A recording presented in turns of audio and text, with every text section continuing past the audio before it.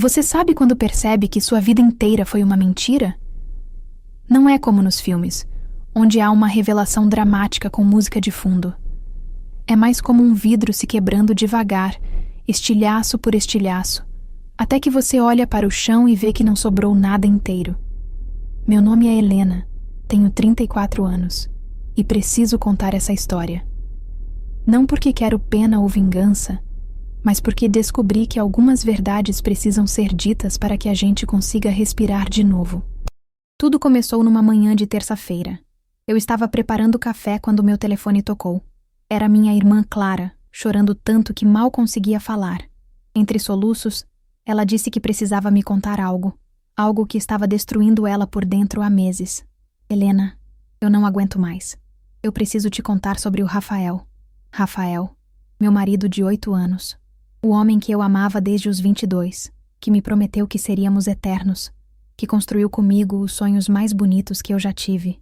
O que tem o Rafael? Perguntei, sentindo meu estômago se apertar. O silêncio do outro lado durou uma eternidade. Quando Clara finalmente falou, sua voz estava tão baixa que tive que encostar o telefone no ouvido. Helena, nós estamos tendo um caso há 2 anos. O café derramou na pia. Minha mão soltou a xícara como se ela tivesse virado fogo. Por um momento, pensei que tinha ouvido errado. Clara, minha irmã mais nova, minha melhor amiga, a pessoa em quem eu mais confiava no mundo. Isso não é verdade, sussurrei. É verdade, Helena. E eu não aguento mais mentir para você. Sentei no chão da cozinha e comecei a chorar. Não era só dor, era uma sensação de desmoronamento completo. Como se tudo que eu acreditava sobre mim mesma, sobre minha vida, sobre as pessoas que amava, fosse uma ilusão. Mas deixe-me voltar ao começo. Deixe-me contar como chegamos até aqui. Clara sempre foi a bonita da família. 2 anos mais nova que eu, cabelos loiros naturais, olhos azuis, corpo que parecia esculpido. Eu era a inteligente, a responsável, a que sempre cuidou de todos. Desde pequenas, eu protegia Clara, ajudava com a lição de casa, cobria suas mentiras para nossos pais. Quando apresentei Rafael para a família, Clara tinha 20 anos e estava na fase rebelde da faculdade. Lembro que ela olhou para ele e disse: "Nossa, Helena, você conseguiu um gato." Ri na época, achando que era só um comentário inocente de irmã mais nova. Rafael e eu nos casamos 2 anos depois, numa cerimônia pequena, mas linda. Clara foi minha madrinha. Nas fotos, ela está ao meu lado, sorrindo radiante, segurando meu buquê. Olho essas fotos hoje e me pergunto se já estava planejando tudo, se já havia começado a olhar para meu marido de uma forma que não devia. Os primeiros anos foram felizes. Rafael trabalhava como arquiteto, eu como psicóloga clínica.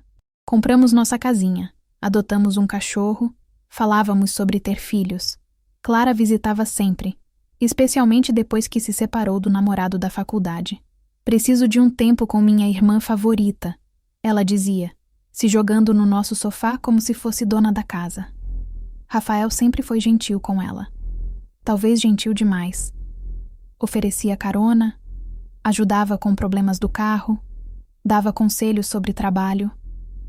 Eu achava lindo ver meu marido cuidando da minha irmã como se fosse família dele também. Que idiota eu fui. O primeiro sinal foi sutil. Rafael começou a chegar tarde do trabalho, sempre com desculpas perfeitas.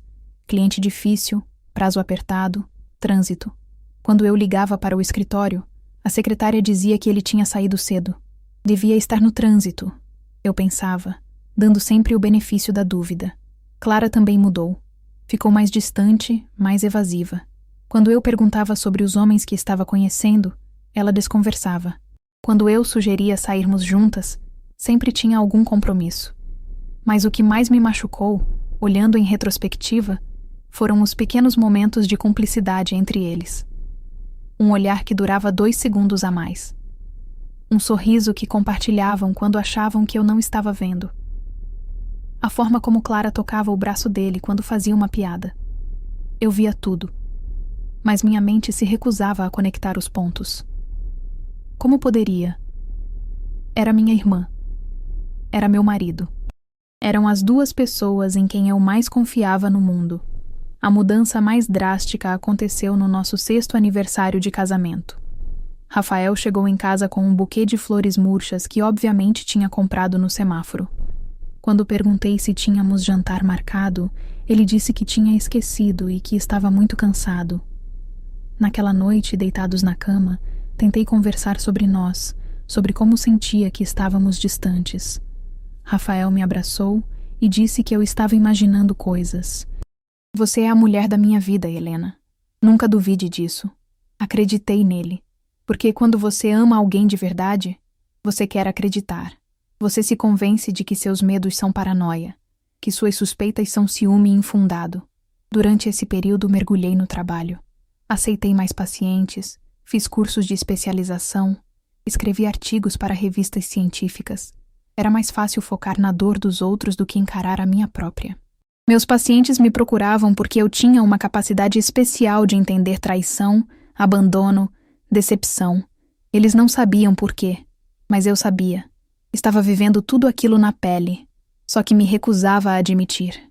Clara, nesse meio tempo, conseguiu um emprego numa empresa de marketing. Começou a ganhar bem, mudou para um apartamento melhor, comprou roupas caras. Quando perguntei como estava conseguindo pagar tudo, ela disse que tinha recebido uma promoção. Mais tarde descobri que Rafael estava ajudando com as contas. Dinheiro que saía da nossa conta conjunta, que eu achava que era para despesas da casa. O pior não era nem a traição em si. O pior era me sentir louca. Era perceber que alguma coisa estava errada. Mas todo mundo me dizer que eu estava paranoica. Rafael te ama, Helena, minha mãe dizia. Para de procurar problema onde não tem. Vocês sempre foram o casal perfeito. Minhas amigas comentavam. Que inveja de vocês. Clara está só passando por uma fase difícil, meu pai explicava. Ela precisa da nossa compreensão. Eu me sentia como se estivesse gritando debaixo d'água. Ninguém conseguia me ouvir. Foi numa sessão com uma paciente que tudo ficou claro. Ela estava me contando sobre como descobriu que o marido a traía com a melhor amiga. Doutora Helena, ela disse, a pior parte não foi a traição. Foi perceber que todo mundo sabia menos eu. Foi me sentir como a protagonista de uma piada cruel que todo mundo conhecia o final. Naquele momento, algo se quebrou dentro de mim. Olhei para essa mulher corajosa na minha frente e vi meu próprio reflexo.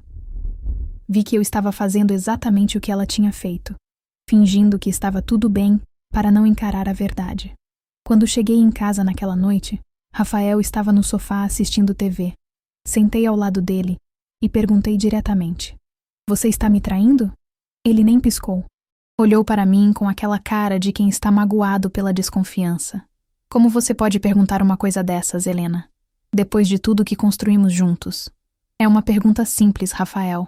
Sim ou não? Claro que não. Helena, você está bem? Você anda muito estranha ultimamente. Era isso. Ele estava invertendo a situação, me fazendo sentir culpada por desconfiar. Uma técnica clássica que eu conhecia bem dos meus estudos, mas que não conseguia reconhecer quando estava sendo usada contra mim. Naquela noite, fingimos fazer as pazes. Rafael foi extra carinhoso. Me abraçou forte. Disse que me amava. Mas quando achava que eu estava dormindo, o vi checando o celular debaixo das cobertas, sorrindo para alguma mensagem que recebia. Comecei a prestar atenção nos detalhes. A forma como ele mudava a senha do telefone toda semana. Como sempre levava o aparelho para o banheiro. Como recebia ligações do trabalho e saía para atender no quintal. Clara também ficou diferente comigo. Mais carinhosa, mais presente. Ligava todo dia, perguntava como eu estava, se oferecia para me ajudar com qualquer coisa. Era como se estivesse tentando compensar algo.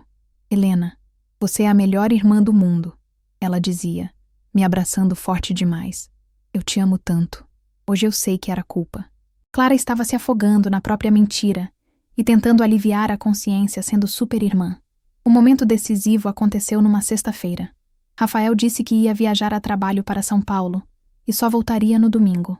Clara me ligou dizendo que ia passar o fim de semana numa pousada em Campos do Jordão com uma amiga da faculdade. Algo dentro de mim disse para não acreditar.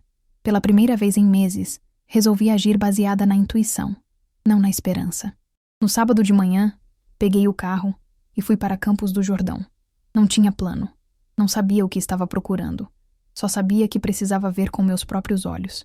Rodei pela cidade por horas, entrando em pousadas, mostrando fotos de Clara e perguntando se ela estava hospedada ali. Na 10ª tentativa, numa pousadinha romântica no centro, o recepcionista confirmou. Ah, sim. Ela chegou ontem à noite com um namorado. Casal lindo eles. Senti o mundo desabar. Pedi para ver o registro e lá estava. Clara Santos e Rafael Mendes. Meu sobrenome. Eles tinham usado meu sobrenome de casada. Subi as escadas como um robô. Quarto 15. Parei na frente da porta por 5 minutos, respirando fundo, tentando me preparar para o que ia ver. Bati na porta.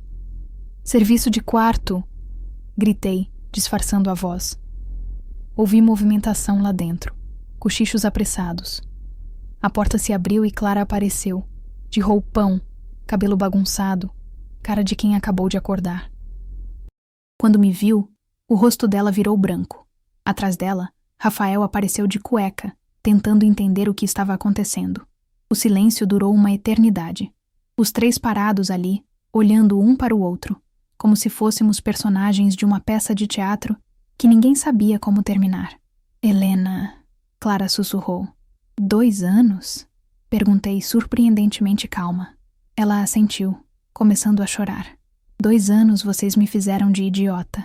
2 anos vocês riram de mim pelas costas. 2 anos vocês me deixaram sentindo que estava louca. Rafael tentou se aproximar. Helena, deixe eu explicar.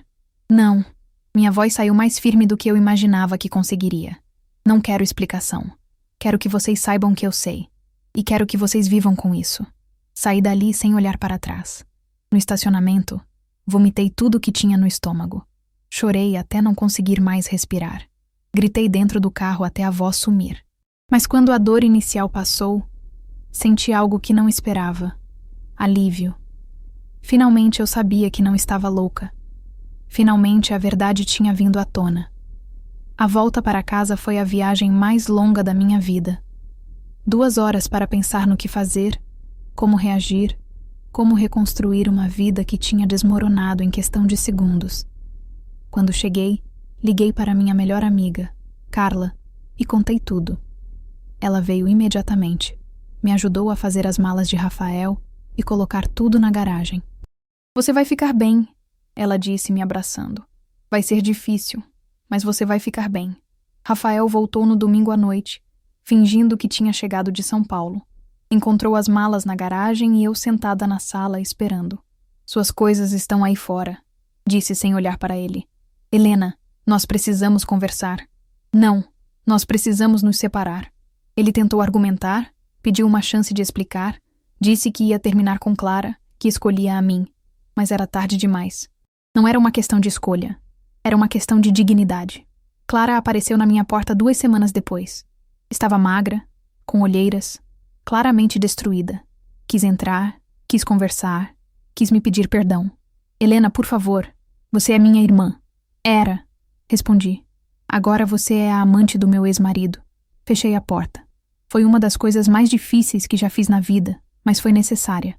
Os meses que se seguiram foram os mais difíceis da minha vida.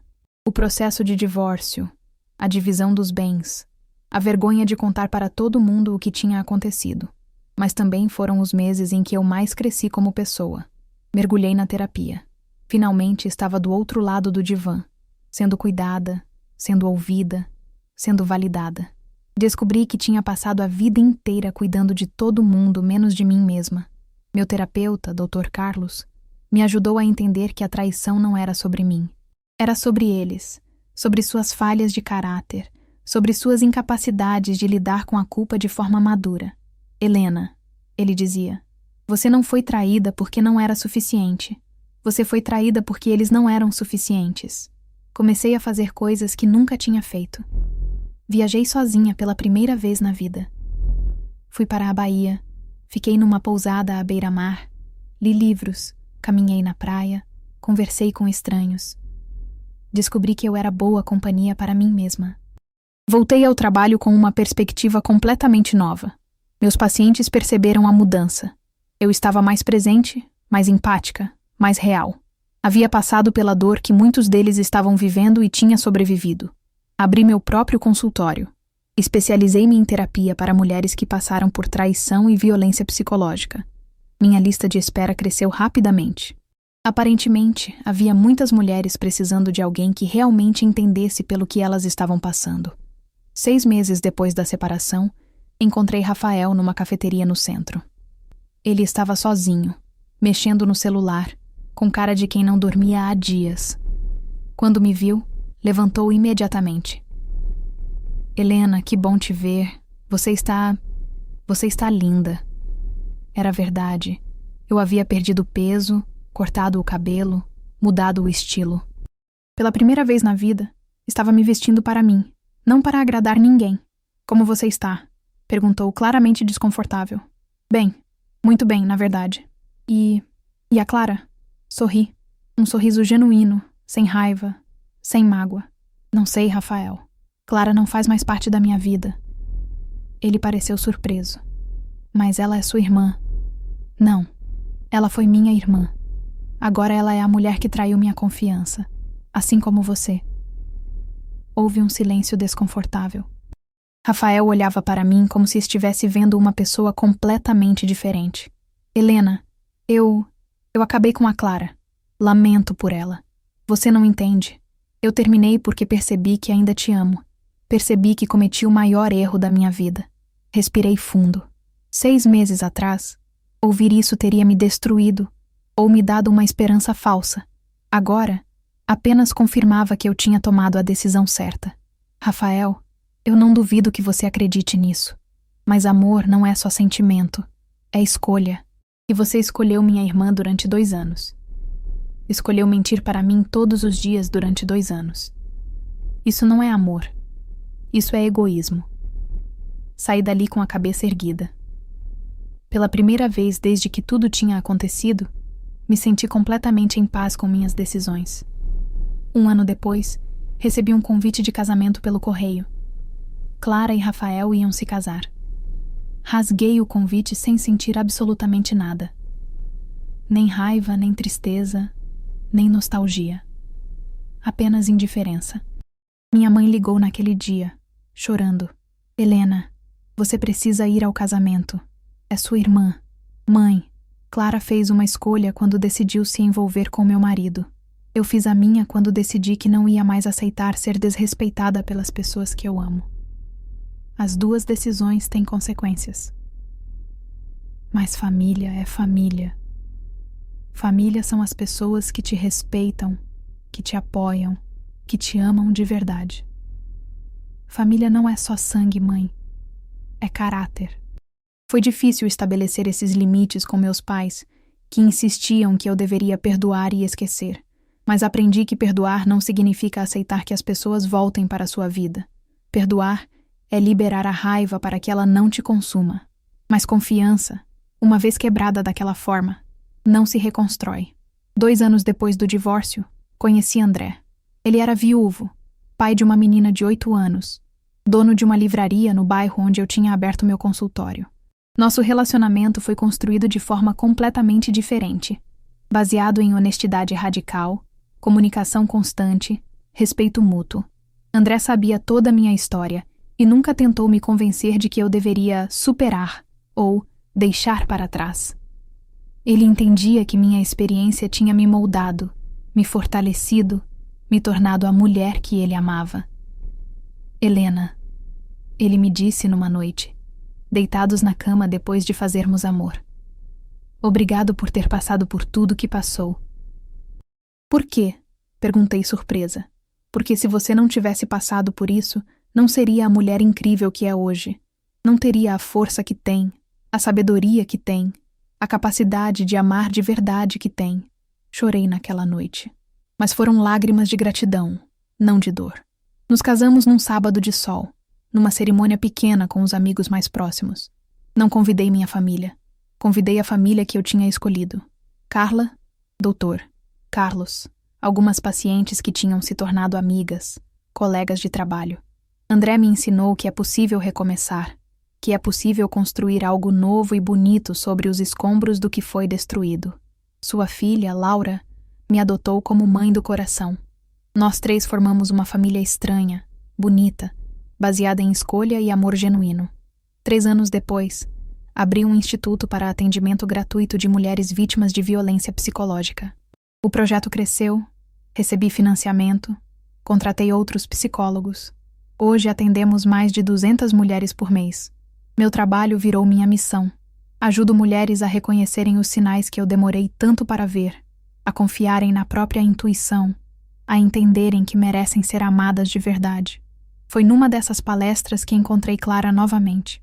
Ela estava no fundo do auditório, usando óculos escuros, tentando passar despercebida. Quando terminou minha apresentação, ela se aproximou. Helena, posso conversar com você? Olhei para ela e quase não reconheci minha irmã. Estava magra demais, com olheiras profundas, uma tristeza no olhar que me doeu no peito. Fomos para uma cafeteria próxima. Clara pediu apenas um café. Eu pedi um sanduíche. Como você está? Perguntei genuinamente preocupada. Péssima, ela respondeu sem rodeios. Rafael me traiu com uma colega de trabalho. Descobri há 6 meses. Senti um aperto no peito. Não era satisfação, era pena. Pena dela, pena da situação, pena do ciclo que se repetia. Sinto muito, Clara. Você sente mesmo? Ela perguntou, me olhando nos olhos pela primeira vez. Sinto. Nunca quis que você sofresse. Só queria que você me respeitasse. Clara começou a chorar. Um choro silencioso. Lágrimas rolando pelo rosto sem que ela tentasse escondê-las. Helena, eu destruí minha vida por um homem que nem me amava de verdade. Perdi minha irmã, minha melhor amiga, minha família. E no final, ele fez comigo exatamente o que fez com você. Peguei a mão dela na mesa. Estava fria, tremendo. Clara, você não perdeu sua família por causa dele. Você perdeu por causa das escolhas que fez. Rafael não te obrigou a me trair. Você escolheu fazer isso. Eu sei, ela sussurrou. E eu vivo com isso todos os dias. Ficamos em silêncio por alguns minutos. Eu olhava para minha irmã e via uma mulher quebrada, que tinha pagado um preço alto demais por decisões egoístas. Helena, eu sei que não mereço, mas será que um dia você consegue me perdoar? Respirei fundo. Era uma pergunta que eu sabia que um dia viria, e para a qual eu já tinha uma resposta há muito tempo. Clara, eu te perdoei há anos. Perdoei porque guardar raiva estava me fazendo mal. Mas perdoar não significa esquecer. E não significa que as coisas voltam a ser como eram antes. Eu entendo. Você quebrou algo em mim que não pode ser consertado. Não consigo mais te ver como minha irmã, como minha família. Posso te ver como uma pessoa que já foi importante na minha vida e que hoje precisa de ajuda. Clara assentiu, ainda chorando. Você está fazendo terapia? Perguntei. Não consigo pagar. Peguei um cartão na bolsa e entreguei para ela. Liga para essa psicóloga. Diz que é indicação minha. Ela vai te atender sem cobrar. Clara olhou para o cartão como se fosse ouro. Por que você está fazendo isso? Porque, apesar de tudo, eu não quero que você sofra. E porque você precisa entender por que fez o que fez, para não repetir os mesmos erros. Nos despedimos ali. Clara me abraçou forte, como quando éramos crianças, e sussurrou no meu ouvido. Eu te amo, Helena. Sempre vou te amar. Eu também te amo, Clara. Mas amor não é suficiente para algumas coisas. Saí dali em paz. Finalmente havia fechado esse círculo, oferecido ajuda sem me colocar em risco, mantido minha dignidade intacta. Hoje, 5 anos depois de tudo ter começado, posso dizer que a traição foi a pior e a melhor coisa que aconteceu na minha vida. A pior, porque me fez questionar tudo em que acreditava sobre amor, família, confiança. Me fez passar por uma dor que eu não desejo para ninguém. A melhor, porque me obrigou a crescer, a me conhecer de verdade, a estabelecer limites saudáveis, a descobrir do que eu era capaz quando precisava lutar por mim mesma. André me deu a família que eu sempre quis. Laura me ensinou que amor materno não precisa de sangue. Meu trabalho me deu propósito. Minhas pacientes me ensinaram que não estou sozinha, que somos muitas passando pelas mesmas dores e descobrindo as mesmas forças. Meus pais aos poucos entenderam minha posição. Hoje respeitam minhas escolhas, mesmo que não concordem completamente. Ainda falam sobre Clara às vezes, me contam que ela está melhor, que faz terapia, que está tentando reconstruir a vida. Fico feliz por ela, de verdade. Torço para que encontre a paz que eu encontrei, que aprenda a se amar antes de tentar amar alguém, que entenda que felicidade não vem de homem nenhum, mas de estar bem consigo mesma. Rafael, eu não sei o que aconteceu. Ouvi dizer que se casou com a mulher com quem traiu Clara, mas não sei se é verdade. Não me importo mais. Ele virou uma pessoa que existiu na minha vida, que me ensinou lições importantes, mas que não faz mais parte da minha história presente. O que aprendi é que traição diz muito mais sobre quem trai do que sobre quem é traído.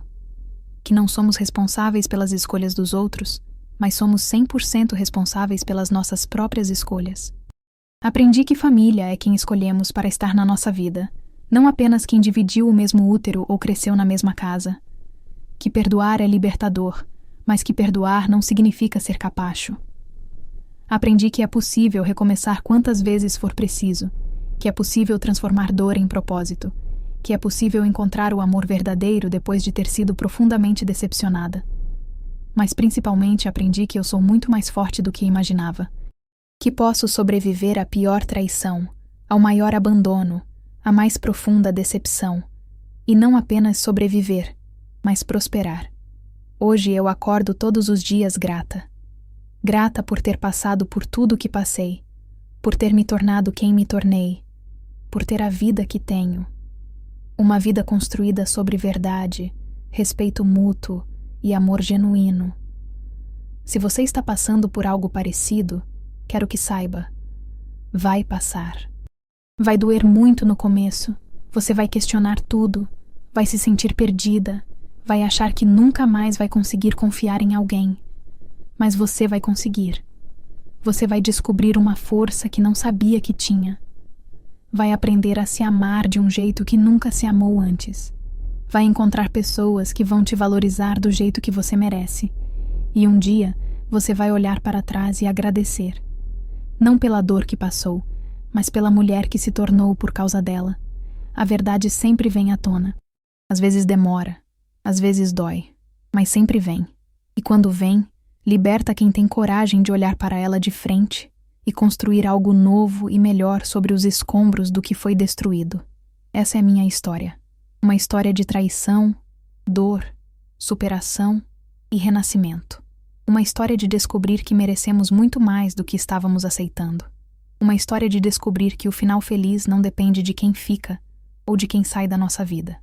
Depende de aprendermos a escrever nossa própria história, com nossos próprios valores, do nosso próprio jeito. E essa capacidade ninguém pode tirar de nós. Nunca. Se essa história tocou seu coração de alguma forma, deixe um comentário contando sua opinião. Me diga de que cidade você está me ouvindo. Adoro saber que minhas palavras chegam a pessoas em lugares diferentes. E se você gostou, se inscreva no canal para mais histórias reais de superação e transformação. Sua presença aqui significa muito para mim. Obrigada por me ouvir. Até a próxima história.